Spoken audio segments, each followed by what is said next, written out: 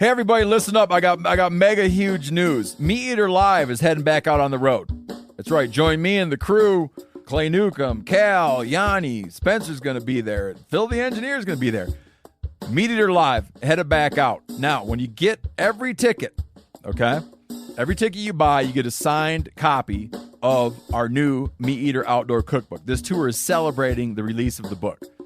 Buy a ticket, get a signed copy, Meat Eater Outdoor Cookbook, wild game recipes for the grill, smoker, camp stove, and campfire, which I'll point out is a $38 value. Here's where we're going to go.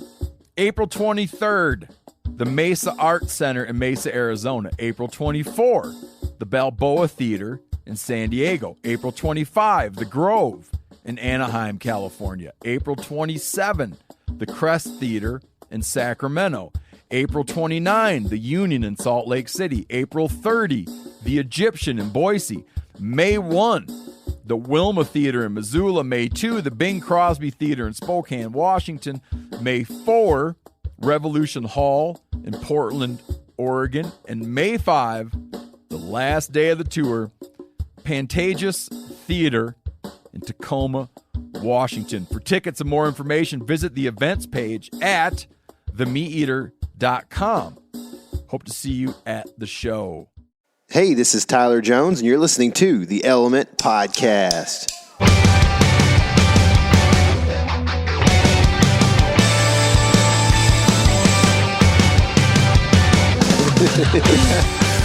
What's happening, on my woods people? We're sitting here again on the shores of Lake Fork in the beautiful Lake Fork Lodge. It's sometimes it kind of seems like it's weird to say beautiful, because sometimes I don't really just go like, this place is beautiful, but then sometimes I do. But I've been here so long that it's just like you kind of take it for granted sometimes. But I'm rambling. My co-host KC Smith is sitting here. What's happening, Duty? I had that same thought today while we were outside, because I looked across the lake and saw something that I thought was interesting and cool on the opposite shore. And I almost said something, and I was like, Tyler has looked at that for more years than I could even imagine, and has probably pondered that thing so many times he does not care to talk about it. So I didn't even say it. Oh, I probably would care. Yeah, I like nostalgia and heritage and tradition stuff. It really like that. wasn't any of those. It was probably just I don't really know. It was very bland thing to talk about. It was just like, hey, I look like at that wave over there. That's kind of what it was. But yeah. So when you were talking to my wife earlier about books, I was sitting there looking up. I was looking up at the old brown-black ram up there. Uh-huh. A couple of things came to mind. One, I'm not sure how I talked my dad into full shoulder mounting that thing.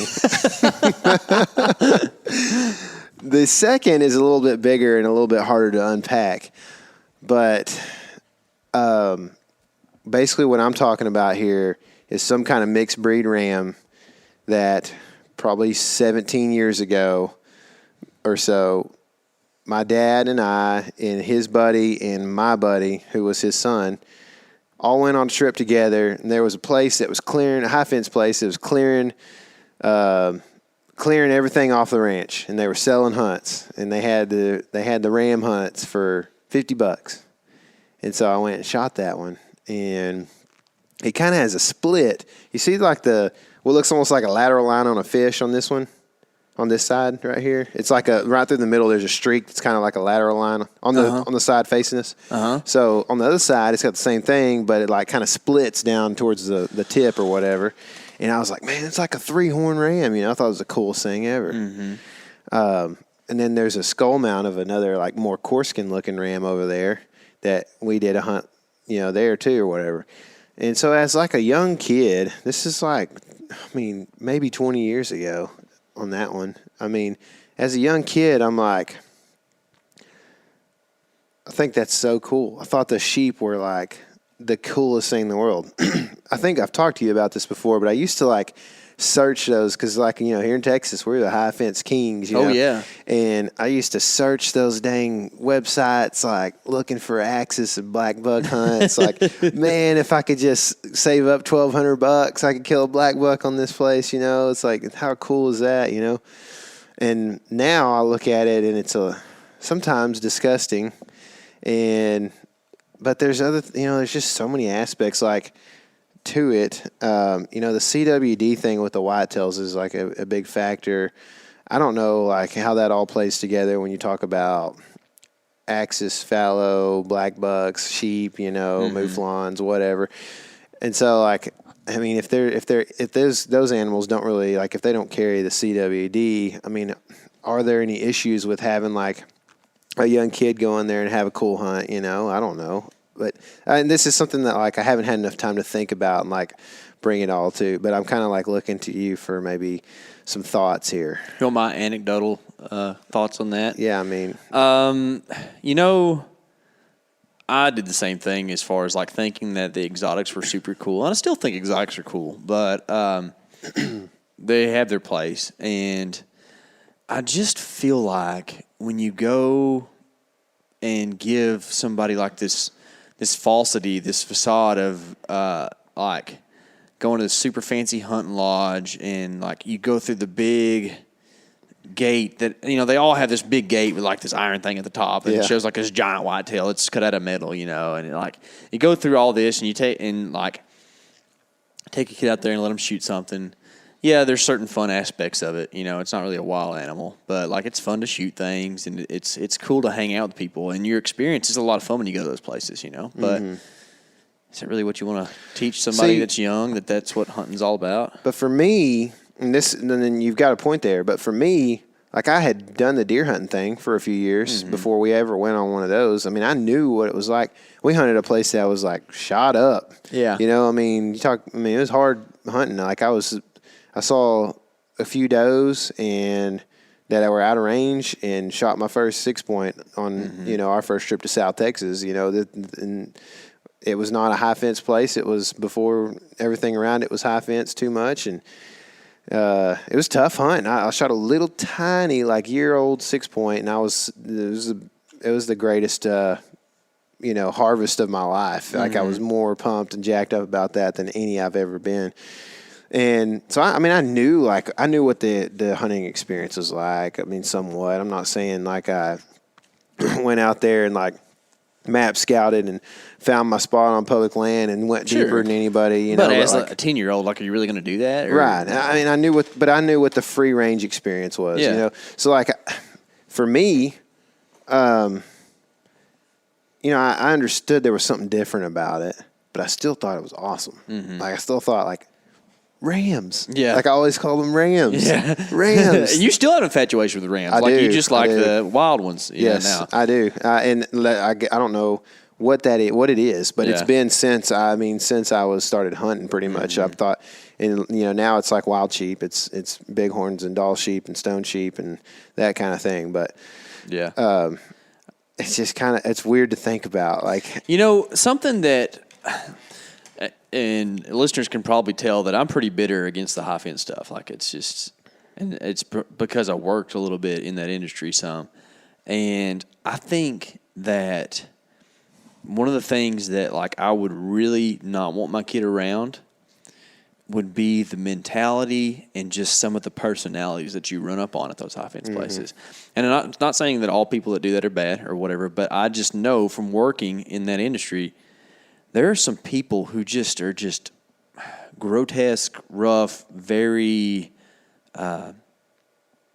just worldly. Yeah, worldly. Yeah, worldly is the right way to put it. Just like ideas. And I can remember being as a kid, like the guy who told the dirty jokes was cool. He was funny. Yeah. But as an adult, I'm like, man, I don't want my kid around that. I literally thought about that today because I got kids and I was like, man, like we were out there actually when we were shooting the Nerf gun with Jet, and I was like, man, like this little kid is just like so innocent, and like he's telling Casey a story, and I'm like, this is like just a little kid story. Like there's so much innocence to it, Yeah. And I was like, one day he's gonna grow up and do some stupid stuff like I did, and say words that he shouldn't really say, and like, I don't want that to happen, because when, like, for real, like when you're 16 years old, you think it's cool to just throw words all over the place. And the guy that does that and not that a well-placed word can't be funny in a joke or something like that, I guess sometimes, but really depends on like the heart of not the heart, but like the intention of the person or the word, I guess, in my opinion. And so anyway, like I was just sitting there thinking, man, I just don't want him to grow up because I know like for a while there, he's going to think the same thing you and I thought, or whatever. Sure. And then all of a sudden you either have kids or you get, into your late 20s or whatever. And you start to realize like, man, these guys that are still doing this at like 45 years old, they just something, sometimes that's just not cool, I was thinking about this the other day. I don't know why, but I had come across some kind of result on Google about Lee and Tiffany, and there was some kind of marital issue there or whatever, and this is totally like, I'm not saying that this has any validity at all. Yeah, it was like the tabloid of the hunting world. Yes, kind of thing. And it was a result. And so, of course, it's a forum thing, And so I go, I'm like, I want to see what this is because I want Lee and Tiffany to be great people. I don't know them at all, but I love them. They seem cool, and I like people that are good representations and good. I love Tim Tebow. I mean, he's so far the man has been like a pretty good inspiration and leader for our generation, And so anyway, I'm looking at this. I go in and click on it, and I'm trying to see what these people are saying and see if there's any validity to this at all. And there wasn't, but there was some guys on there. And I wanted to be like, how old are you? I just wanted to like create an account in that form and be like, sir, how old are you? Are you 16 or are you like 42? I need to know because the things that you're saying about Tiffany right now are not cool. That's another man's wife, Yeah. And it just, man, it grosses me out. And we're like totally getting on a big different tangent here, But anyway, I guess back to this whole thing. The reason I started thinking about this was because I was looking up at that sheep or that ram or whatever you want to call it. And I was like, my dad is thinking about selling this place soon and I'm working on a new house. Like, where's it going to go? Exactly. I was like, what do I do with it? What do I do with it? Should I, do I take it? Do I sell it to like some other hunting or fishing lodge? Or do I just... Nah, dude. Yeah, that's what I was thinking too. You're proud of that thing at one point in time. I was. And I also have to know that this big 8-pointer right here is looking directly at me. Like he is hardcore. Like this is the spot you sit when you want that deer to look at you. I mean... It's kind of weird. But yeah, you definitely going to shoot low on that guy. Yeah. But, I mean, it's like you're saying, there was a point in time when like your childhood innocence and not really grasping the whole thing, like how high fences are really that bad, you were proud of that animal. And I think it's okay to kind of have that nostalgic piece around to also remind you of like, hey, I've been fooled once, I don't need to be fooled again kind of thing. Yeah. You know what I mean? Yeah. But it's still cool. Like it's a cool story to say that like you shot that ram and y'all got it mounted, and it's not even like what you would call an impressive animal, but he's just kind of cool, It's not. The one on the left is a skull mountain. It's much, much bigger, Mm-hmm. But like... It's kind of like, you've heard of stone sheep. That's a pebble sheep right there. Yes, it is. So anyway, that was an interesting thing there. Yes. Before we get... I guess we can kind of get off of that. But before we get too much further into this intro, I wanted to make sure that everybody knows we've got an incredible podcast lined up today with a guy who just like, if you go look at his Instagram page, like immediately this guy is for real. Yeah. Stephen Drake, he works a lot with several companies, but he does a lot of stuff with Sitka. And, you and I are pretty proud to wear Sitka, especially just considering the conservation work they do and how they're big proponents of that. But we're going to talk shed hunting. And, man, he's got a cool perspective because he doesn't have much of the, like, Midwestern whitetail, experience or perspective when it comes to this thing. He's gonna be more of your Western guy doing a lot of elk and mule deer. But, I think the thing is we're going to try to talk a lot about the like overall concepts, like general concepts that you can use if you're hunting in East Texas, if you're hunting in West Texas, South Texas, or if you're hunting in Iowa, or obviously if you're out west. So I think you can take a lot of these these concepts that he's going to display for us here and show and use them to your advantage when walking around in the whitetail woods. So anyway, on to the next thing. We have a package. Ooh. We're doing an opening on the podcast. KC doesn't know what it is. It's really not that cool. What my wife, the surprise she ruined earlier, was way cooler. So anyway, and you still don't know the details of that. So, but now that you know that it's happening, I'll just go ahead and let you know. Well, I am intrigued that this is not what she said. So, like, this is a totally different surprise, supposedly. So it's taking a second with a key here. Sorry, a pocket knife gets lost all the time. You bought those snake boots, didn't you? That's cool. Yeah, I don't know. I just want to. They're huge. It's good. It's the biggest huge box. Snakes, dude. There's huge snakes around here. There are.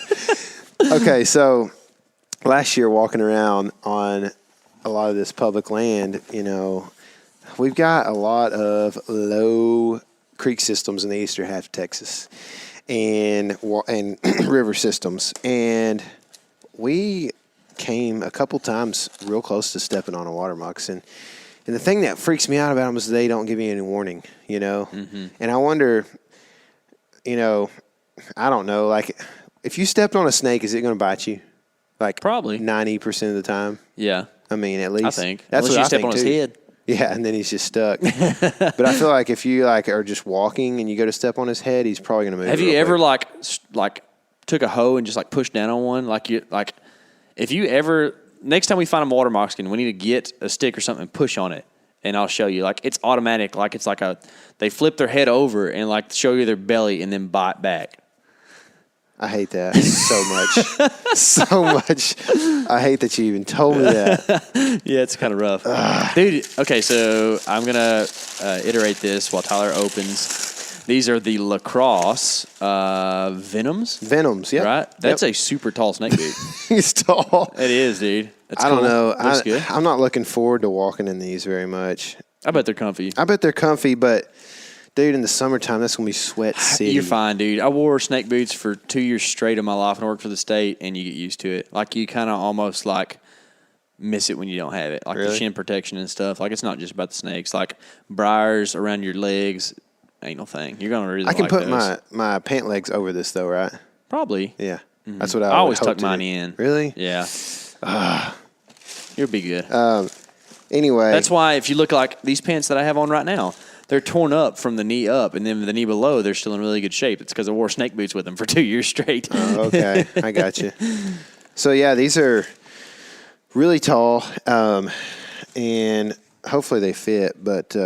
Gore-Tex? They're nice. Gore-Tex. They're 100% waterproof, so that's cool. I could literally get in, 14, 16 inches of water there and be dry. Yeah, so the tongue goes down. Well, the tongue goes down pretty far. Tongue goes down to here. Oh, okay. So still probably 14 inches, huh? Yeah. I mean, that thing's it's Probably. over a foot, I would say. Yeah, probably so. So, yeah, they're 100% waterproof. They are snake-proof, and they are the NWTF camo or whatever. What up? So I thought that's cool. I don't know if any of that it goes to the NWTF or not, but I thought, man, be repping. I like a zipper-sided boot that also is a lace-up. That's the best of both worlds. You can get it fitting perfect, and then you can zip out of it, and it's a perfect, you don't ever tie it, you just zip it. Oh, so you just can tie this thing and then zip out of it every time you want, pretty much. That's what I did. That's pretty cool. Yeah. So I've never had any snake boots, and I've got some big, huge Feet. and I've got those These those are size 14s. big Rockies that I got that we talked about earlier this year, and I thought, man, those would be probably pretty snake proof, but they have 800 grams of thinsulate in them. So I was like, I ain't walking around in 800. Yeah. Hey, I wore my lacrosses the other day, and it was 75 outside, and it wasn't too bad. Yeah? Yeah, but my feet didn't sweat worse than anything else did. Yeah. So. Well, when it's 95, that's probably make a difference, huh? Well, other reason I wore snake boots a lot is because when I was riding around on a four-wheeler, that hot exhaust was right next to your leg. Oh, yeah. And that actually kind of helped that. I bet, yeah. That's cool, sure. dude. Yeah, I thought it was cool. I mean, they're Good. expensive. No but excuses for you now. That's it. No snake excuses. We can go everywhere. I literally will feel a lot better walking around by the creeks and stuff. In fact, you are now the cottonmouth stomper. That is your job. Absolutely not. Hey, dude, I'm telling you, snake boots or not, if a snake bites me, I will freaking freak out. Like I'm talking. I'm just gonna go ahead and say that, man. So yeah. Anyway, got those. Those are cool. Those are cool. Yeah.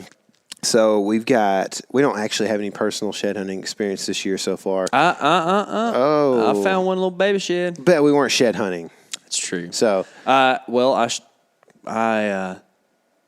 hiked the other day with a shotgun in my hand looking for antlers on the ground and hogs, and nothing happened. So, continue. I mean, we've been out a few times. We haven't gone out really with the sole purpose of finding sheds, but it's coming soon. I discussed this with somebody today, somebody from the Midwest, and like, I literally, that day when I went out, it was last Saturday, right? I saw a bachelor group of 7 bucks, and they all were carrying both sides still. That's how it is down here, man. Like, you just need to wait until mid-March or later, and then at that point in time, it's green up, and all the grass and briars and honeysuckles have all grown back, and you can't find them. Yep. It's terrible. That was the point I was thinking, is that today we had a ton of rain recently. Yes. And we've had a couple days of sunshine. And today was only like a half day of sunshine or whatever. But I look out there, and there's like some grass growing that's like almost a foot tall, like spring grass. I don't know what kind it is, but it's starting to come up, and like in some spots, like a foot tall. I'm like, man, if these things don't hurry up and get rid of their antlers, we ain't going to find them. Never going to find them. So that's a frustrating part of living around here for sure. Hopefully... I don't know, man. I mean, hopefully we can get out in the next couple weeks and just try to find, I don't know if this has any, I don't know if this has any validity to it at all or not, but like I would feel like that a big antler is heavier, so it would fall off faster. I would think so too. And whenever we were in the Midwest, this past postseason scouting trip, the biggest buck we saw had shed. Yeah. So that makes sense. But if you're talking about wee little Texas deer who aren't really that big in the first place, is it a relative thing? I was kind of thinking about, teenager or whatever, and I was like, man, I wonder if like having like kind of big, wider sides, like if that just kind of like walking through the thick brush, I think that's got to grab on stuff. I mean, I know they get used to having them up there, but still, sooner or later. For sure. I mean, I guarantee it grabs on stuff. And then not to mention, like, it's off center, like the weight distribution is going to be wider off their head. So, I don't know. That's just, like, my thoughts. So, I wonder if, like, maybe some of the bigger deer are shedding right now, whereas the little ones maybe not so much, and we can go out there and stand a chance of finding some teenager sheds. I hope or so, something. dude. We're going to have to ask our guest about how to find those babies. For sure. I think we should probably go ahead and get him on the podcast and ask him that. What do you think? Sounds good. Let's do it. On the phone now, we have photographer, vlogger, and shed hunting fanatic Stephen Drake. Dude, have you thawed out yet? Have I thawed out? I have, actually. I didn't know that I would. First off, thanks for having me, guys. And for those that don't know, I was just in British Columbia on an 8-day mountain goat hunt, and we were romping around in like 5 to 8 feet of snow, and it was as winter of a hunt and cold as a hunt as I've ever been on. So, which can kind of be expected when you say a February mountain goat hunt. Yes. But it was a little more than I think we all signed ourselves up for. Really, man. So, what was the outcome there? Were you guys able to fill the tag? We did. We were able to connect. Cool. And at the end of day 8, there was 2 guys that had tags, and we were able to get one, and one was plenty. Yeah, I imagine. It's probably like hauling a Yeti off the top of the mountain. Yeah, it was just like so much time and effort just to get up to where the goats were. Quick thing about mountain goats in the winter, like when there's where we were this year, there was so much snow that all the goats typically the goats are kind of mid-mountain, and they're kind of in the cliffs and kind of in the timber. And there's really not that much snow in that kind of at that elevation. But this year there was so much snow that the only open spots were at the very, very top of the mountain. So I mean, I don't know, 4,000 to 5,000 vertical feet up, and like that's where all the goats were, and so we had to climb all the way up there. And the one that we ended up getting, it took us basically 3.5 days just to get up to where the goat was. Wow. Yeah. Wow. So, I mean, I guess it doesn't make sense when you first hear it, but the reason the snow was less up there was because the wind was blowing it off the top of the mountain, I guess. Yeah. Okay. Sorry. Yeah. So the wind's blowing off. There's just kind of these wind exposed ridges, and I think on the big south facers, the sun is also shining pretty hard on the snow, and so there's a little bit of grass poking up. I don't know what all they're eating up there, but there's apparently some food.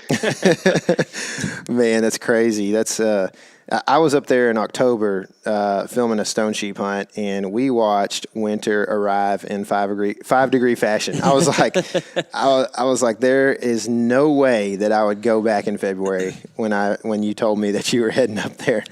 I was like, there's no way. Texans are not built for that kind of weather.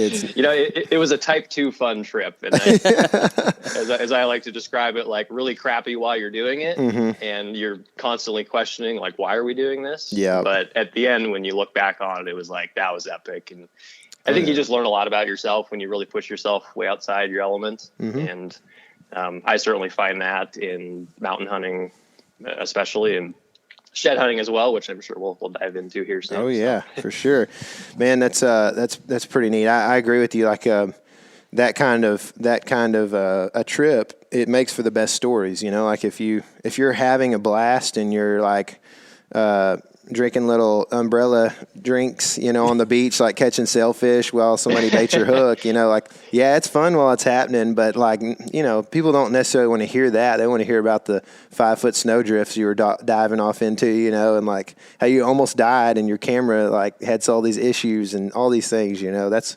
what people like to hear. Totally. And I mean, and from a personal perspective, it's like the more struggle, the more you get out of it. For sure.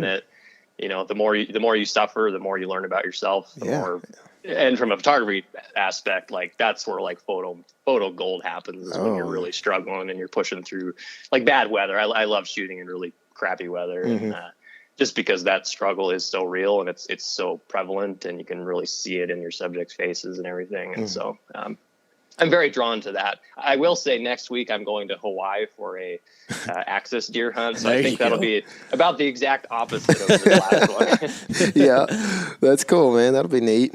I'm not complaining. So you're going to shed hunt while you're there? I mean, it's pretty funny. Almost every time I'm in the mountains, I feel like I'm subconsciously looking for antlers. And I was in New Zealand about a year ago, and I was finding all sorts of red stag antlers, and like a lot, those guys, a lot of them shed hunt over there, and they pick them up and they grind them up and sell them, whatever. But there was a few that they obviously missed, and I'm always looking. It's a subconscious thing. Sure, man, and I do the same thing, except I'm not nearly as accomplished as what you are. We're always looking for hopefully to find one whitetail shed somewhere. But yeah, that's awesome that you get to go to these neat places and find, exotic sheds where most people think of just trying to go shoot the exotic. It's kind of a neat aspect of it. So what's like, if you could, I guess, say what your next one is that you'd like to find, like a species or something that you've never found a shed from, what would be kind of like your goal or your life lister? It's not necessarily like another species. I just love the process of,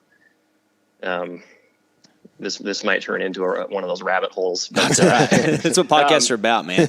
Exactly. Yeah. No. So like for me, for shed hunting, it's about that kind of that ever growing continuation of just building a really strong, like, I hate the word knowledge base because I use it all the time, but basically a knowledge base on these different animals that many of us spend our lives kind of pursuing and trying to learn about. And, so for me, it's like, I mean, I'm based in Montana. That's pretty much where I do all my shed hunting. I haven't really expanded outside of Montana, but it's continuing to build my knowledge base on Montana and all the animals that are in this state, and just learning specific like regions and zones or drainages really, really well. And I mean, to the point where you know really exactly like the movement patterns of different game animals. Sure. And in a lot of sense, I mean, that really translates over really, really well to your actual fall hunting. And I mean, I would say I'd probably learn more. Actually, I guarantee I learn more in shed season than I do really the rest of the year. Just on those areas and the type of animals that live in areas, the quality, the movement patterns. And you know, you're hiking all day long. I mean, we've had plenty of like 10, 15 mile days in the mountains, and you definitely learn what you're made of in that Sure. situation for sure. And the weather's usually pretty crappy. Like March and April is our wettest months here in Montana. So the weather usually sucks and you're out there just giving it. So Yeah. And it's neat to hear that for somebody who, you know, is, you know, half a country away, where it really is, it's the drive to just, know as much about these animals and really just love the animals as much as you can. You just look for these little facets of like, how else can I involve my life to experience what this animal does, or kind of be in their lives, or be a part of nature, whatever way you can. You know, that's kind of how I think that oftentimes, and it's cliche to call it a culture, but oftentimes hunting culture can deviate from that. I guess kind of that pure way of looking at it, where like, you know, the reason we hunt is because we just enjoy it. It's not about, you know, the score or the size or the quantity or what have you. And it's almost like sometimes shed hunting has turned into that. You know, how do you feel about the whole competitive nature of shed hunting, or how it can turn that way, or even like the economizing, you know, sheds and finding a way to make money off of it? You know, do you think that still kind of has a valid point, or I guess a right place in the world of shed hunting, or do you kind of feel like that's kind of like missing out? No, that's a great question. And I mean, from a financial standpoint, I mean, I probably shed hunted 45 days. I didn't keep track last year. I know the year before I did like 30 days living out of the back of my truck. Wow. Like, Yeah. like it's not a money making proposition. Like if you had a big giant private ranch and you could in like one day go pick like 30 elk sheds, like sure, you'd probably make some money. But to me, it's not a money making proposition because I haven't made any money. Like I picked like 600 pounds elk sheds last year, and you know, you could do the math on it, and it's like, yes, I made money, but the amount of time that I actually spent in the field, it's certainly not a money making proposition. Yeah. So if people are trying to get into it, they think they're going to make money. Like you're not going to make money. You're viewing it wrong. And like I would prefer that, and I don't know if money is really a big driving factor. I kind of feel like it's just gotten so popular that regardless of cost, I mean, even if the shed prices dropped, you know, by half, I still feel like there'd be a lot of people out there. Yeah. Yeah. Which is cool, because I think people just are really, really passionate about deer and elk and animals and whatnot. And like, of course, like I'm always looking for a really big shed. Mm-hmm. I mean, I won't lie about that. But it's not like, again, I mean, it's just, it's all about the process for me. And it's about investing years and years and years and years of effort into one area or one animal, or like, I mean, a couple of my friends and I, we found sheds off of bull elk and mule deer that, I mean, are absolutely massive, that like you've never heard about, you've never seen. Like, it's just really cool to kind of build a relationship with you know, these animals in a lot of ways. And so yeah, to kind of wrap that or bring that around, for me, it's not about the money. It's not really about the size. It's more just about investing a ton of time into an area and into wildlife in general, and just learning about them, and really being, I don't know if expert is the right word, but just being really confident about what you're doing. And I think that's just kind of the natural progression of hunting or shed hunting, or really anything you do. You know, you're always trying to build yourself up and continue to get better, whether you're a skier or a, you know, mountain climber, like whatever, you're always trying to kind of step it up. And I think shed hunting is certainly a great way to do that. Yeah, that's cool. So have you found like some really toad daddy 7 points, or like what's like the I guess your pride and joy of elk sheds that you found? That's a great question, man. I've got there's a couple that are standouts for sure. My good friend Isaac Nelson, he's been like my number one hunting partner for a long time, and him and I, we just try to share as much knowledge as we can with each other, and for him and I, it's anytime we're out, it's like if he finds one, if I find one, like doesn't matter. It's like a joint effort, you know. There's no I in our friendship. It's we, you know. So we're always kind of doing stuff together, which is a lot of fun. And him and I don't remember how many years ago, 3 or 4 years ago, we pulled one out of the snow, and he actually set up his camera and he videoed me pulling it out of the snow, and it ended up being it's 188 inches on. It's a single, so it's 188 inch single. I think it's like an 8-point, and if you were to double it and then add like a typical spread, it'd be like a 420 inch bull elk. Holy smokes! Yeah, huge. Yeah, we were shocked. We had no idea how big it was until I got home and measured it, and I was like, I swear I was doing it wrong. So yeah. Well, I kind of have a similar experience, and it's actually it's of course not elk, but last year we went on like a bonsai style scouting trip where we decided to take a canoe down a river that was more like a log laden creek, and pretty much just destroyed ourselves in an afternoon, nice. Being way too ambitious. But the cool thing that came from that is that I spotted what I thought was a shed on the bank, and we got out. It was kind of like the secondary bank, like kind of low water bank or whatever. And got out, and it ends up it's a deadhead like buried in the dirt, and all you can see are kind of like half the main beams. And we see it, and we were thinking, okay, this is gonna be pretty cool, like there's like nice. A nice 8-point or something under here. Well, I pull, and there's like a whole nother tine below there than what we thought was there. Like, so what we thought was like a deadhead from like a 2-year-old buck ended up being a deadhead from like a mature buck. And it was like, it's probably one of my coolest finds ever. Just the way it went, like we spotted it from the water, and I crawled out and like pulled out, and it's like one of those, just like what you're saying. It's like a super surprise. Like you don't know what's going to come out of the dirt. It's just kind of neat. I don't know. It's Tyler and I were talking about this earlier. Like we both love surprises. Like Tyler said that he never, like his mom never had to worry about like him peeking in on Christmas gifts, because surprises are like so enticing to him. And I'm the same way, and that's kind of the cool thing about shed hunting in general is like you never know what you're going to walk up on, and I guess we know that we're not going to walk up on any 188-inch elk sheds here in Texas, but there's other cool things. So what about like any other really cool shed finds that you've had? So my very, very first time ever elk hunting, this was, I don't even know, I think I was like 16 years old. My dad and it was my first day ever elk hunting. I was bow hunting. I got the bow hunting bug early on and decided to give that a shot. And we're walking around the woods and didn't really know what we were doing. Like my dad, he's right behind me. He's not hunting, I'm hunting. And he's got a hoochie mama elk call. It's like one of those squeeze calls. And again, we don't really know what we're doing. We're just kind of walking around. And so we're sneaking through the woods midday. And he's right behind me, and then he whispers pretty adamantly. He's like, Steve, stop.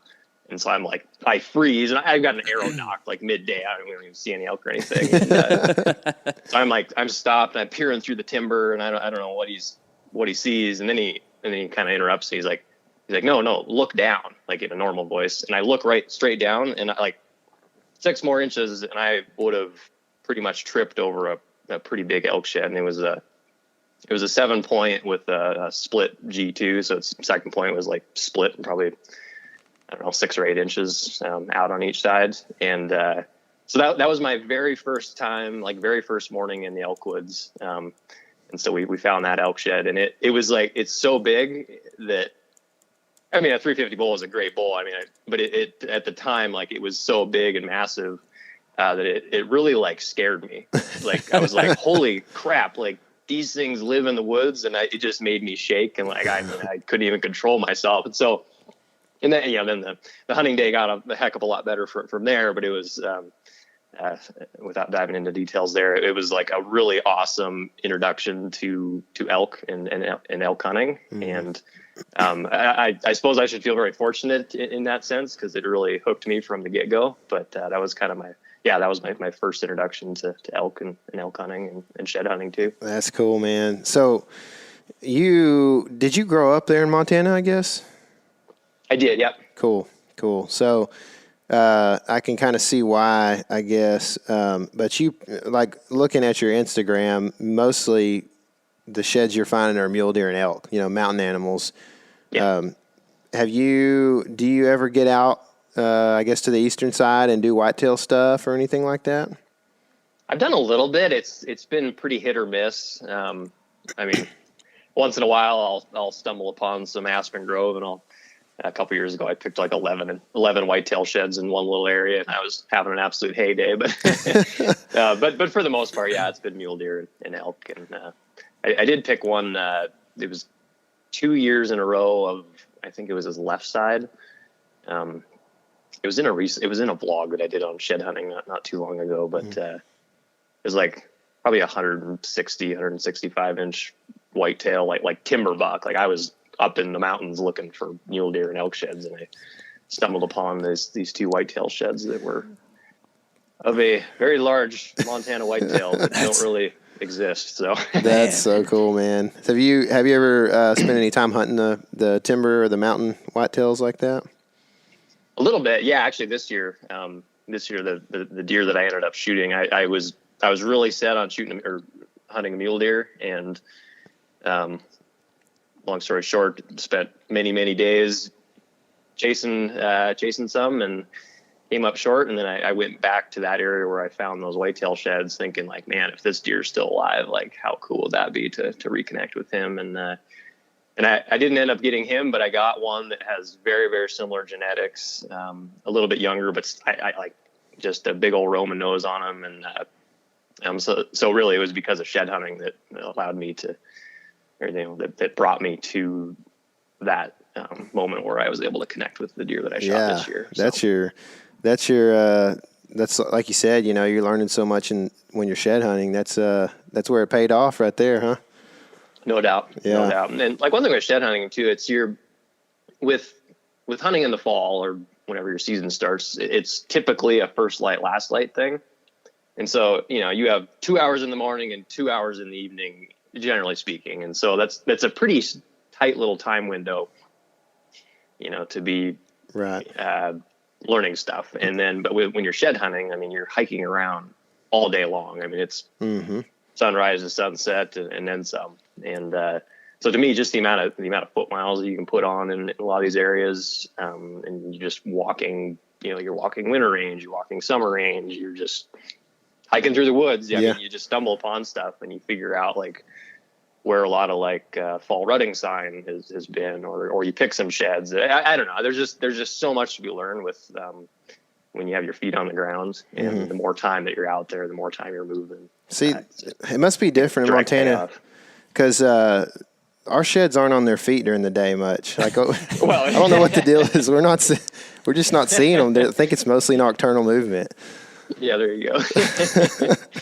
They'll get up and run off. You got to be careful. I think maybe we're just being too loud walking through the woods.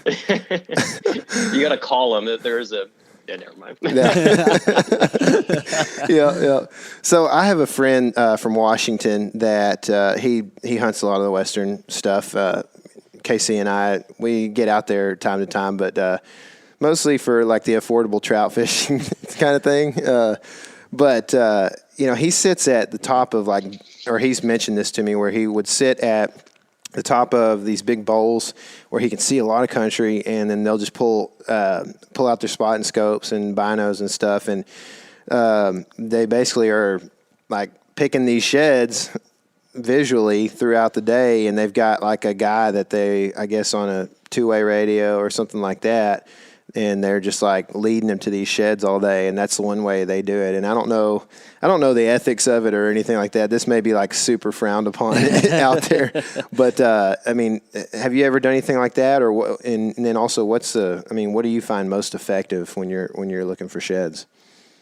Yeah. Great question. I mean, so radios, I think radios are illegal in Montana for, don't quote me on this. You'd have to refer to the regulations, but for relaying the location of like game animals for hunting purposes. And to my knowledge, shed hunting does not fall into that. I can't say I've ever well, just a lot of the country that I'm hunting, it's different type of country. You're not glassing. Some of it you're glassing for sure, but a lot of it you just kind of put your head down, or you've got about a 30-yard kind of window in front of you that you can see.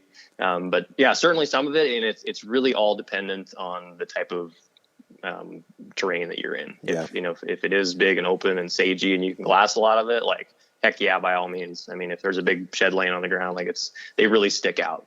And once you kind of develop an eye for it, they really, again, they really stand out.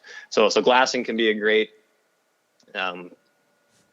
tactic. And then a lot of what I do, it's just, it's really just, well, let's back up, I guess. Shed hunting is very competitive, and a lot of people do it. And so I would say the learning curve can be pretty steep, just because there's so many guys doing it, and there's so many guys that like know their stuff really well and have been doing it for like 10 plus years. And it's pretty interesting to talk to a lot of the old timers that did it 20 years ago. I mean, they would go out and, like locally here, they'd pick like 30 sheds a day, and they would have to leave some behind because their pack was too heavy. And so last year I had a pretty decent shed year, but the previous like 5 years, I mean, my average like miles walked per shed, it was over 10 miles per shed. Wow. And that's like mountain miles, so it's not like you're just tripping on sheds out there. It's pretty tough. Yeah. Earlier you talked about, covering that ground and learning so much about different animals and what they're doing all times of the year, and leading to, hunting success, which is awesome. And I try to do that, but every time that we decide we're going to go do a little shed hunting or other type of activity that's not hunting for, big game, we always end up just in scout mode and don't even concentrate on what we're actually trying to do, like whether that's hunting sheds or whatever, So like, I know that you are picking up on all these other details while you're shed hunting, but how do you stay focused on the task at hand and not just get so wrapped up in like this bull would be up here in this aspen grove or whatever, you know what I mean? Like, how do you stay on task? I don't know. I have an addiction to sheds, I guess. Yeah. I have a problem. Yeah. Yeah. No, that's a good question. It's kind of funny for me. It's almost flip-flopped. Like when I'm in the fall and I find like a shed, or I find some like really interesting terrain feature where I'm like, oh, like my mind always goes to shed season. I'm like, oh, this spot might hold sheds, or I'm always like, oh man, the elk might migrate out of here and come out to like this feature. So for me, it's kind of flip-flopped.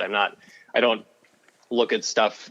I certainly look at stuff with a hunting mind, but in the fall, I'm always kind of looking at stuff with a shed hunting mind. So it's honestly, it's probably 50-50. It's, yeah, I don't know. As far as focus goes, I mean, it's just, I don't know. I kind of view it as all the same in a certain way. So, Yeah. So do you chronicle your sheds anyway? Like, do you photograph them or anything whenever you first find them? Yeah, I mean, I've got a pretty big, so I used to have like an Excel spreadsheet where I would like label all the sheds I ever picked, but I couldn't like, and, then I'd label like the date and the type of terrain and stuff, but I couldn't find a very good way to, maybe I'm just not, inclined well enough to kind of organize it all, but I just couldn't find a great way to organize it all. And so, as of late though, there's, like Google Earth is awesome. Obviously, I use OnX Maps a lot. Yeah, us too. You can just drop a pin and make a note. Obviously, if you open up my Google Earth or OnX Maps, it's absolutely littered with points which is fortunate, but it's to the point where it's like, okay, how do you organize? Yeah, the whole state of Montana is covered in red dots. You just can't even see the grid. Yeah, so I don't know if I need to start color labeling for different years or what, or who knows. Yeah, but, it's cool because it's gotten to a point where I've really figured out certain areas really, really well, and kind of the timing involved there. And but with that, it's like you're always wanting to explore more and explore new areas, or even like the areas you've been to a ton of times. It's like, okay, like how can I like hike this in a little bit different fashion, and that I might be like hitting a zone or a patch of timber that I've never really looked into. And that's one, like a lot of people ask me a lot, like, oh, like give me a tip on shed hunting. And it's, well, first off, it's hard to generalize. because there's so many different terrain features, and like, you know, in this mountain range, the elk are going to do this thing, and this mountain range are going to do that. Like, I mean, like I found elk sheds at like 9,500 feet in waist deep snow that you would wonder, like, why the heck are the elk living up here? But that's where they live, and that's every year, that's what they do. Yeah. And then like one mountain range over, or even like across the other side of the valley, they'll be 4,000 feet lower. And it's like logic of some of these animals that you really start to question sometimes.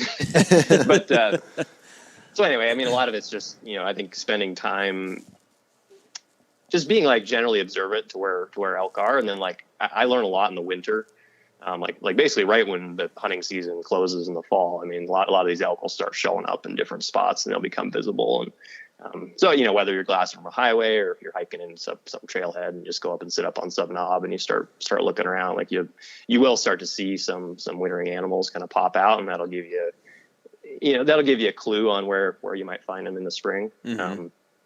But then once you're hiking in the spring, again, because it's so competitive, and this is kind of one of the ugly parts of shed hunting, is that it is so competitive. And, you know, there's been a couple different states now that are having like shed hunting closures because guys are going in so early, and you know, or like guys are going after big mule deer because mule deer drop kind of more in the winter, but I mean, they might have a really bad winter, and so, you know, you're pushing animals around when they're kind of at their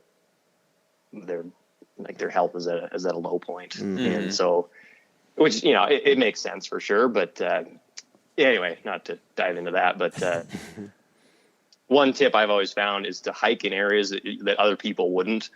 And that could be as simple as like, okay, instead of walking right on the top of the ridge here, I'm just going to like bail off like 50 yards, kind of where it gets steep and kind of rolls over. And like, it's a pain to walk, but it's like a lot of times, like that's where I find sheds, is kind of like just off the beaten path, just a little bit. Sure. Because the first guys that go into a zone, they're going to hit all the obvious stuff. And then if you're the first guy, great. But if not, like, I mean, there's always sheds to be found. I mean, I find a lot of whites every year, so I find a lot of year-old sheds. The next year. Yeah, there's always some getting left behind. Maybe one of these days, you know how OnX just did the Newburgh roadless area? There'll be like the Stephen Drake shed season a layer that they do or something. You know, no, I don't want to give away that secret. That's cool. So, you know, you're talking about like tips and stuff. Is there any specific like weather condition or like sunlight, overcast, that kind of thing that you've found to be more conducive to finding sheds? Not really, just because they are where you find them. Yeah. And sometimes they'll be in like old growth timber. Sometimes they'll be out on a big open windswept slope. Like, you know, and often, at least in Montana, I mean, really all the Western states, like springtime is the wettest time of month. And so they can get easily buried with 2 feet of snow, and then you're pretty well in trouble for for a while. Yeah. As far as trying to find them. But yeah, it was 80 here today, so holy moly, we're not getting any snow anytime soon, I don't think. But yeah, again, I mean, our sheds, only time I'm seeing daytime movement isn't on a north wind, really. So anyway, so I guess, man, one thing that I've noticed is that there's definitely like a lingo or some jargon that is, I guess, part of shed culture. So you're saying pick. I've heard scoop. We've got shed rally. You've talked about whites. So explain some of this for somebody who may be new to this, and then I need to hear a few more, man. Oh, geez. Well, it's funny because deer and elk, like, they're technically antlers. And so, but like all my buddies and I, we just call them like, oh, like, did you pick any horns? Mm-hmm. And it's like, well, they're technically antlers, but there's something about just the word horn that I think maybe it rolls off the tongue better. So yeah. we all say horn, but we know the difference between a horn and an antler. So, so that's one. Yeah, I've always said pick, I guess. Mm-hmm. And then drop obviously is a, yeah. So when you're talking white would be a year older or older than, so like it dropped the spring before you found it or older, right? Yeah. Okay. Yeah. So then, do y'all call the other ones browns or? Yeah. So like sheds that like drop, within the last month or like that year, I guess that we call those browns. And Okay. then the year-olds are whites, and then like anything older than that, they really start to decay and kind of just turn into more of a piece of bone than anything, and we call those chalks. Oh, that's cool. Okay. I've got a few chalks for sure. So I saw a shot that you took a while back, or I don't know when you took it, but I know that it was posted to your Instagram a while back. And I saw some criticism or some, I guess, unbelievers. There is an elk kind of coming up over this little small ridge, looks like. Oh, yeah. And there's a shed that's like, it looks so posed. I mean, knowing you, I don't know you that well, but like, I don't think that you would do anything to like harm your reputation like that. But like, it is like perfect, dude. I mean, it is like one of the most unbelievable pictures I've ever seen. Like the horn is in the same direction as the elk coming up over the ridge, and like, and then you look at his brow tines and you're like, that looks just like the brow tines on that elk as well. Yeah. You know, like, what's the story on that, man? Yeah, so that is an entirely authentic photo. I don't do any Photoshop work. I don't introduce elements to images that weren't originally there. I would attribute that to persistence and a little bit of luck. So, Is there any way that you can divulge some of the, like, what you were doing and how you got that shot? totally, yeah. It was the middle of winter, I don't know, 3 years ago, and I was out looking for bull elk, trying to get some winter type images of bulls, and I came up on this one, and I don't know if I think he was super old, or I'm not really sure, because he definitely saw me, and he wasn't too concerned, to the point where he let me get 100 yards away without him buggering, and he just kind of sat there like on that just over that knoll, and he would look at me every now and then, but then there happened to be a shed right there, and I was like, oh, that's cool, frame the shed and the elk together. And at the time of taking the photo, I didn't really think anything of it. I was like, oh, that's cool. But, and it wasn't really until I posted it that it was like, oh yeah, I guess that is cool. Yeah, dude, that's a killer shot. I thought that was so cool. I guess another question I'd have is, when you shed hunt alone, you have the opportunity to do it exactly like you want most of the time. But when you shed hunt with other guys, things can change. Are you the guy that likes to walk real slow and glass every twig, or are you the guy that likes to cover ground quickly, look for the obvious ones and pick those and move on? That's a great question. So I typically move really slow, and I found that, like, looking back over my shoulder, turning around as I'm walking, that's yielded a lot of sheds. Because when you're walking forward, you get one view, but then if you turn around and look back, like, just the way the grass is laying, the way the shed could be laying, like, it might just be super obvious one direction and not so obvious the other. And so I think a lot of guys actually walk by sheds. Mm-hmm. So I'm definitely one to move when I know I'm in like a decent zone. I definitely move pretty slow, and I'm always turning my head. I'm usually tripping a lot because I'm looking around so much. But yeah. So are you like, what percentage would you say you find when you turn around? Oh, probably 40%. Really? Man. Like quite a few, yeah. That's surprising to me. I guess that's why I'm probably finding 40% less sheds than you. 40%, yeah, right, like 90. Yeah, maybe a lot more than that. That's cool, man. That's very interesting for sure. I like to walk real slow too, but like, I don't know, at least when I've done it in the past, it's all been whitetails pretty much. And we'll get like 2 or 3 guys walking together, and next thing you know, like, you look up and your buddy's 400 yards ahead of you, and you're like, hey, he's walking down my path too, And yeah, you're like, asshole.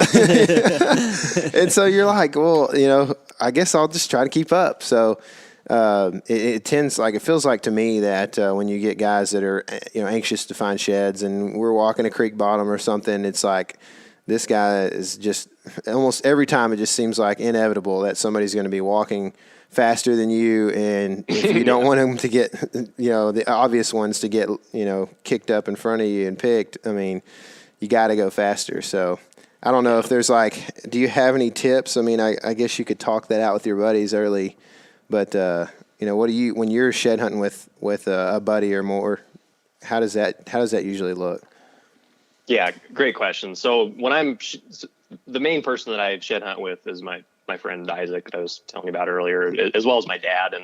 And with Isaac, one, we're usually in like real big mountain terrain. There's lots of coulees and draws, and there might be aspects on a certain slope that are just head high in snow. That's like, okay, we're not going to walk that just because we physically can't do it. And so we generally we always have a rough plan of what we're going to do. And him and I usually split up. It's like, okay, you walk that ridge, I'll walk this ridge, and we'll meet at that point. But we also give each other radios because if we start finding sheds, then you kind of just follow wherever the sheds take you. I think if we were going to like grid search an area, or if we were in some flatter terrain where it's like it makes a lot of sense for two guys to just kind of grid search, I think it'd be really smart to really lay out a plan. And at the same time, you really want to spend as much time focused like looking and less time focused like tracking the other person, whether they have a GPS that shows their location. Like I think it's like the more time you can have your eyes on the ground, the better. And like with my dad and I, it's more like we try to shed hunt together, and so we're always trying to stay 30, 40 yards from each other, and we try to grid stuff out. And we've been him and I have been really successful and found a lot. And it's cool from a camaraderie standpoint too. Like if your buddy's like a mile away on some other random ridge and you find a big shed, and it's like, oh darn, can't like celebrate this moment together. But so there's benefits of both. And I think terrain kind of dictates that as well. And it's nice too, like when you're used to shedding by yourself, or like you walk this ridge, I'll walk that ridge, then you can each do it your own way. So I find that kind of nice. But then when you get to the end of the road or the ridge, it's like, you collaborate and you share with each other what you learned. And it's that could be just a great way to learn as much as you can about the country, is just have a buddy that's super open. And Absolutely. Yeah, sure. You said my favorite word. That's coolie, because no one says that down here. And I love to throw it in every once in a while, just to look like people look at you like, what are you talking about? Yeah. So I got to hunt the coolies of Texas sometimes. But nice. Okay. So I seem to, okay, let me back up. Shed hunting here just is not something that's done. People love to find them, don't get me wrong, but no one around here really is like, man, it's shed season, let's go. It's kind of more like north of here, Midwest stuff, and then, of course, the Western stuff. So I tend to find probably more whites, more older sheds than we do fresh sheds. And I don't really know how to combat that or to change that, because I'd like to find, just because they're cool when they're browns. And also, I need a new set of rattling antlers, and the white ones don't work near as good. So, Gotcha. I guess maybe it's just because of coloration or whatever, but do you have any tips for like finding those like really fresh sheds? Man, I mean, I would say that I don't know. Some years I find a lot of browns, but generally speaking, I usually find more whites than browns, which always like bugs me, because I'm like, man, I hiked the same spot last year, and like now I'm finding all these whites. It's like you missed a bunch the previous year. And browns are they don't stick out quite as much as whites. Like you get a white elk shed, there's this big white tine sticking up. It really stands out. Yeah. So that always bothers me, and it's made me just that much more thorough, I guess, when I go through some of these areas, or if I'm going into an area that I knew I hit really hard the previous year, but then I'm finding whites, it kind of bugs you, and so you really try to be thorough as possible. And like I was saying earlier, when you like go slow, turn your head a lot, look behind you, I think that can definitely yield some results. So yeah, cool. Yeah.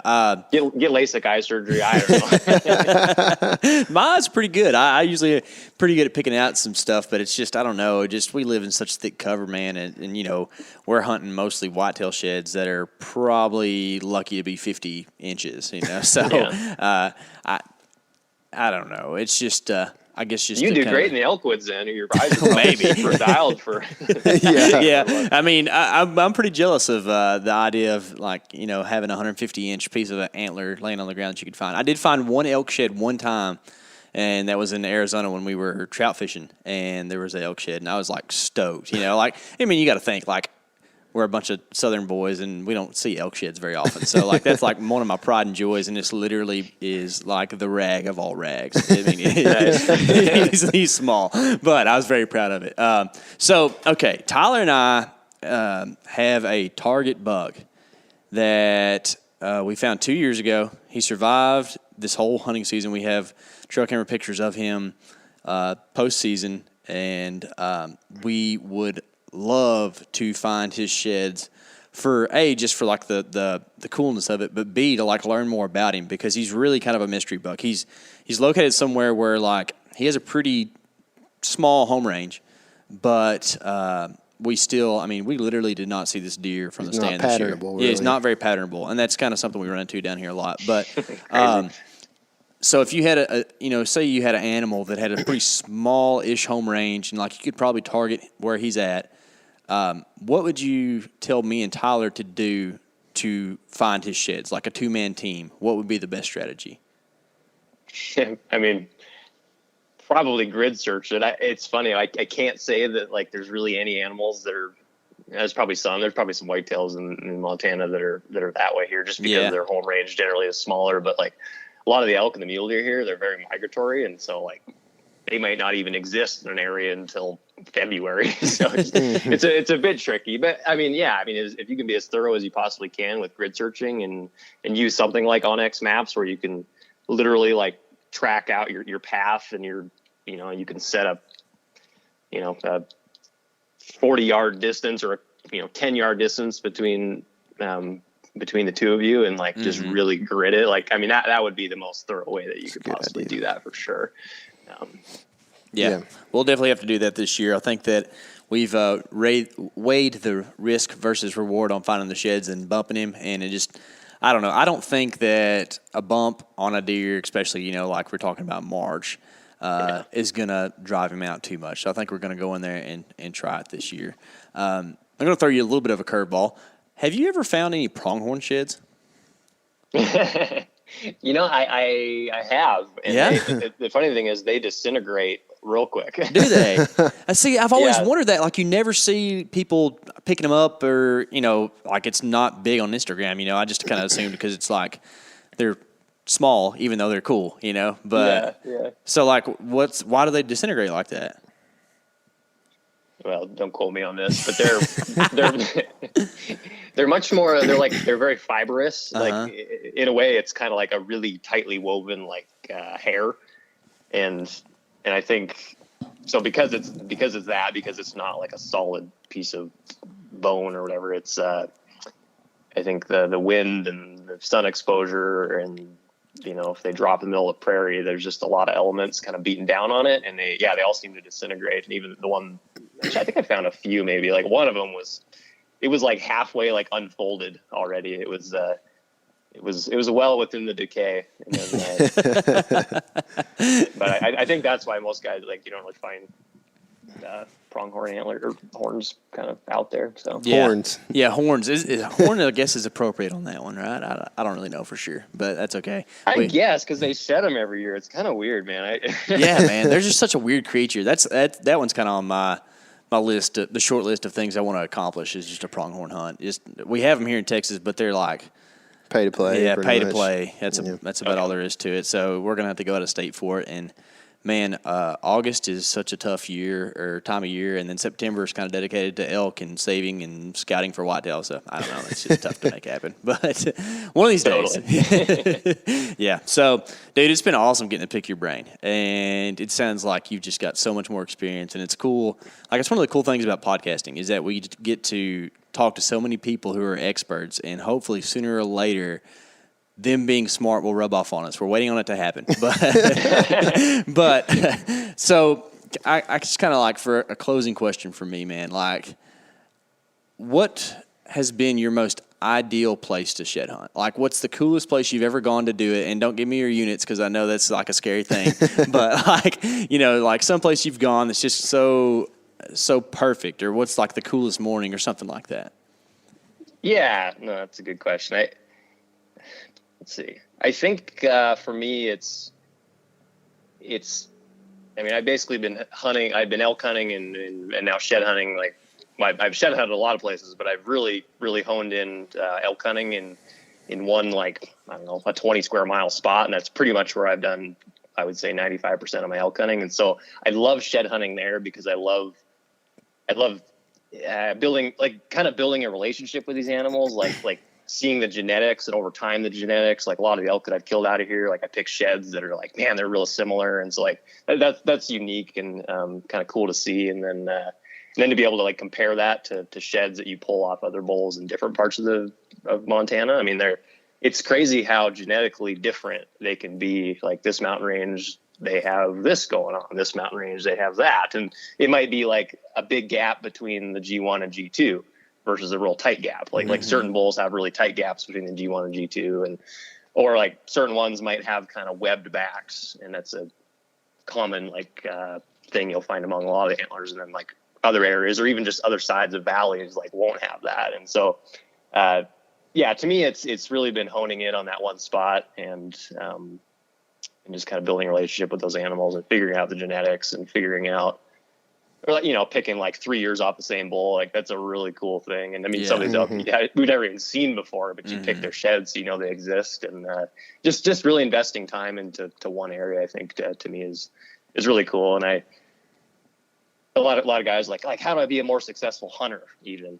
And I try to tell them, like, just invest as much time, like whatever, find an area and do your online research that's going to kind of steer you one direction or another. And then like spend like 3 whole seasons in that one spot, and guarantee, like, the more you learn, I mean, you're going to get to a point where you're going to know a lot more than a lot of other people that hunt it.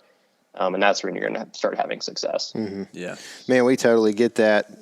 Being that we, pretty overwhelmingly, what we do is whitetail, like that's what we kind of live for too. I mean, you see like a lot of, big farms and stuff they're finding these sheds for 3 or 4 years before they shoot a deer. And we don't, right here where we're at, we don't get a whole lot of opportunity to do that usually. But like we get the ability to hang trail cameras, and like KC was saying earlier, like we have this, basically 2 years worth of data of trail camera pictures with this buck, and like we've never seen him one time, but we know him, and then when he shows up, if that happens, and it's going to be like, if it's the first time you see him. And like I had this happen in Kansas a couple of years ago, where we had this deer on the place that he was never a monster, but he always had a really nice, rack. And he was 7.5 years old when the first time I ever actually saw him. But we had just like hundreds of trail camera pictures of him. And anyway, the first time I saw him on the hoof was also the last time, I shot him. So it was the last time, cool. I ever, got a chance to have any kind of experience with him. And that's just like, there's something about that, man. It's special when something happens like that. And it's just crazy when, like, the excitement that happens when you're like, I cannot believe I'm actually seeing this animal. It's a cool thing. And so we totally get that, man, for sure. Yeah, that's cool. I guess kind of wrapping things up here, if you ever need like a whitetail guide, a photo that's, like a model, I can wear tight pants, and I have the serious face down, man. Like, the only thing I would say, like we were talking about earlier, that I won't do is like, I won't hop off in like an icy river like Donnie Vincent and pose for the shot, like I probably won't do that. It's just too cold for me, but totally hear you. Yeah, just let me know, man. Just hit me up. You got my email. No, that's funny. Are there any cool new hashtags out there that? Because I know Shed Rally, 2018 is about to be the thing all over Instagram. But like for the young crowd that's doing the thing on Instagram, what's the thing to do during shed season here? Well, I hadn't heard of shed rally, so I'm definitely going to be Okay. using that It must one, be a whitetail thing then, I guess. Really? Maybe Yeah. so. Yeah. Oh. You have to use that one for the Western guys, I guess. Totally. No, I like brown gold. Well, it's funny how seasonal it makes perfect sense, right? Like, but some of these hashtags or just these different like shed hunting brands, especially, are very seasonal. Just like hunting is a very fall seasonally thing. Yeah, brown gold and just shed hunting. Yeah. And I think those are kind of the main two that ATL has as they lay. Okay. Might be, I don't know. It might not be the acronym. I can't remember. You'd have to look. But, Yeah. Yeah. A couple of those, it's like there's a hashtag, like an acronym, and then you actually go click on the acronym, and it's something you've never heard of. It's like not politically correct at all, and you're like, I take it back. I bet ATL would probably wind up with a lot of like rap stars. Cadillacs and rap stars from Atlanta, Georgia. I bet you might have a few of those. That's exactly. Yeah, you never know. Yeah, that's cool. So what's the best way for a listener that's interested in what you got going on to connect with Stephen Drake, and what do you want them to check out the most? Yeah, totally. No, thanks. I'm most active on my Instagram, and that's at Stephen Drake Photo, and that's Stephen with a V. I recently, like last summer, I started blogging, and most of what 90% of what I do is in the photography world, and that's what I've done for a long time. When I very first got into it, I was really into film and video and helping create videos and really just share like all the crazy cool things that we experience as hunters. And so with vlogging, I go on a lot of these wild trips, and I've always shot film on them. I just never really done anything with it, and so I really wanted to show a much more behind the scenes look into some of the stuff that I do, and so I started vlogging, and so you can find those on YouTube, and I'm planning to ramp that up quite a bit. It's a little tricky though when you go on like these 10 to 15 day backpack hunts. It's just trying to manage your time, and because putting together kind of a higher quality 10-minute vlog takes a lot of time. So ideally, I would love to push out one a week. That's my goal this year. But it's always a challenge. So, but I think that's just go to YouTube and type in my name, Stephen Drake, and vlog, and I think you'll find it there. I also link them generally in my Instagram posts. Sure. So we'll all those links are in the notes right now. So if you're listening, make sure and go check out links to Stephen's Instagram and to his YouTube vlog. I guess be careful heading to Hawaii, man, and I appreciate the time, dude. Thanks. Yeah, I will literally be a fish out of water in Hawaii because I know mountains and like hard land. You put me out in the water. Well, sorry, we're going to go spearfishing on one of the days. So cool. Which is super cool, which I'm a little nervous about, but also excited because it's just always fun to do new, totally different things that kind of puts me out of my element. So yeah. Are you going to take a waterproof case and take some pictures underwater? I am. Yep. Dude, that's awesome. I can't wait to see them, man. Well, I appreciate it, Stephen. Thanks for your time today, man, and I'm sure we'll be talking soon. Yeah, guys, thanks for hosting me. I really appreciate it, and it's fun to chat. So thank you. All right, man. See ya. We'll see you. All right, take care. Let's go pick some sheds. Dude, the whole time he was talking, I was looking at this bucket of sheds right over here. I'm like, dadgummit, can somebody just go throw those out in the woods so I can find them, and I'll just be so happy and just, ignorantly bliss. That's a giant. That's a good one. Dude, most of these were found in one trip, that trip that I talked about. Suckers. Dude, that deer, with that split on the two, that's a weird thing. It almost would like touch that 3. Yeah. If that 3 wouldn't broke off. It'd be real close. Yeah, that's pretty cool. Yeah, and he's got a good brow tine stuff. Man, I would smoke that dude so many times. Yeah, that's a good one. Yeah. Anyways, so dude, I'm pretty jacked about it. Like, I know that we get down about the shed hunting in our state, and like, at least in certain parts of it, and it can be tough. But I had a pretty good year last year for around here. I found like 9 sheds. Yeah, and I found like 0. Didn't you find one already this year? I did. I found one last year before you ever found one, I think. Did you? And then you just went 9 to 0 run there. Dude, I was looking at that shed that we found this year while we were hunting up north, and that's definitely the biggest shed that I've ever found. And it's kind of like a co-find. I'm trying to think about that one. The one in y'all's private place. Oh, yeah. Remember that one? It's yeah. white. Yeah. Yeah, it's a pretty big shed. Yeah, that was a He good didn't one. have great tine length, but dude, he's Massive. and main beams. His G3s were good, weren't they? Yeah, they're like bigger than his 2s. Uh-huh. Yeah. And okay, so not to get picky about antlers, but I like for there to be a natural progression, like the 2 be the longest, It's the 3 pretty. be It's pretty. yeah, For sure. just something about deer that have like that shorter 2 and longer 3. It's just, don't get me wrong, I would smoke them 7 days a Sunday, but just if I had my pick and I don't, that'd just be kind of how I'd go. Yeah, I mean, I'm with you for sure, but I'm trying to think. 2014, the big Browtown buck, his G2s are shorter than his 3s. But dude, that deer's such a weirdo anyways, like it doesn't matter. He's cool. He's freaking awesome. He's cool, for sure. And you know how it is too. Like I say that now, but then like as soon as I see a deer, I fall in love with it, and it would be like, oh, he's the coolest buck ever. You know, dude, like, when it's yours, man, it's different. You can't put it down. Yeah, but I know me guy, being an observer, it's just like that's what I look at. I know a guy, and you know him too. He's real picky about his deer, and he loves to, like, I can tell when he doesn't really like one of the deer that I've shot. Yeah. Oh, half rag, is that what you're talking about? Half rag? Yeah. Is that him? Yeah, that's him. So I can tell though, like he's like, yeah, that's a good one. Yeah.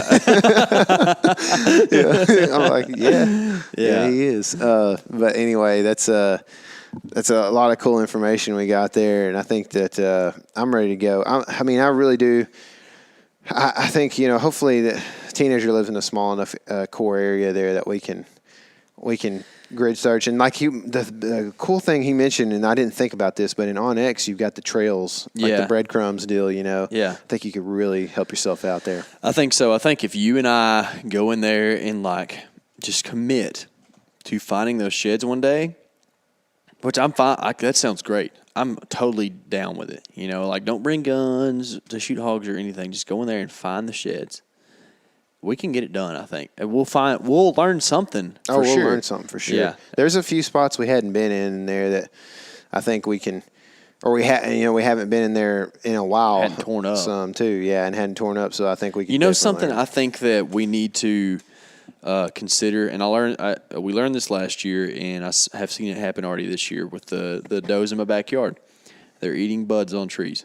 And over there in teenagers area, they were eating buds on trees last year. Mm-hmm. And I think that instead of going and looking, well, not just instead of, because you want to do that too, but don't overlook like that spot where they're going to be feeding at night on buds and trees, which doesn't look like a deer habitat spot at all, you know. But like up there where there's all those, you know, young growth trees and stuff, you might need to be looking around up there. Yeah, man. And they, you know, if you live in Cedar Elm country, they tend to hammer those right now. Yeah. So yeah, be thinking about that. And another thing is like those trees, those cedar elms can grow in like such thick stem count.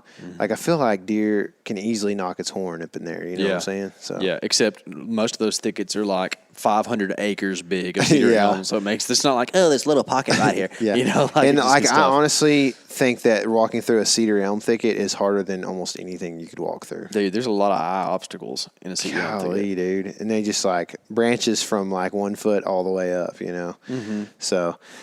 Anyway, I love iTunes reviews. Me too. That's one of my favorite things. In fact, I love getting them. Yeah. So, guys, if you haven't yet, please go over to iTunes, leave us a 5-star review. They make it slightly complicated, but it'd be totally worth your while to search the Element Podcast and leave us a review, because you can't just go to it on your podcast tab, which we know you already have us subscribed. So, which, by the way, the podcast app stinks now. Does it? I haven't updated it. Oh my gosh, Is it dude!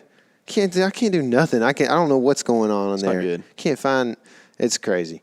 But yeah, like hopefully you can find that. I'll tell you one thing. A lot of people can do is get on Facebook and they can find the Element page, or if they're already following our page or like our page, you can give a Facebook review there, and we'll forgive you for your, you know, abilities or inabilities to get it done on iTunes if you do a Facebook review. Perfect. So, yeah. Anyway, I don't mean to sound too desperate, but man, it does help us out.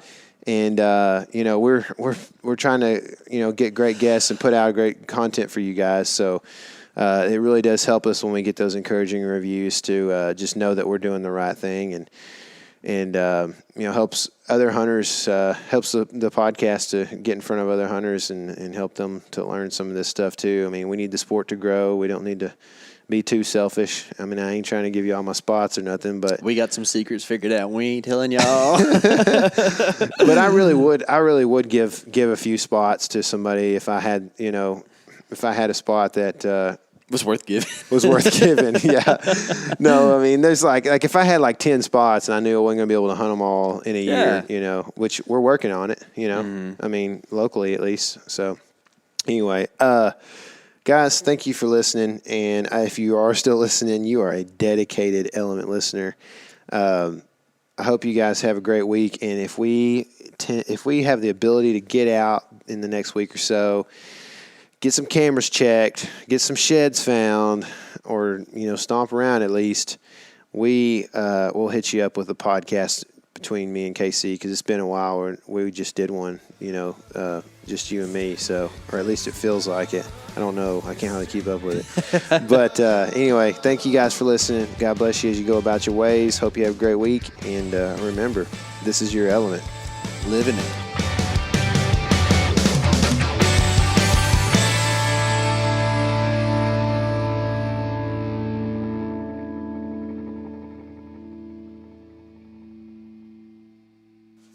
This is your element.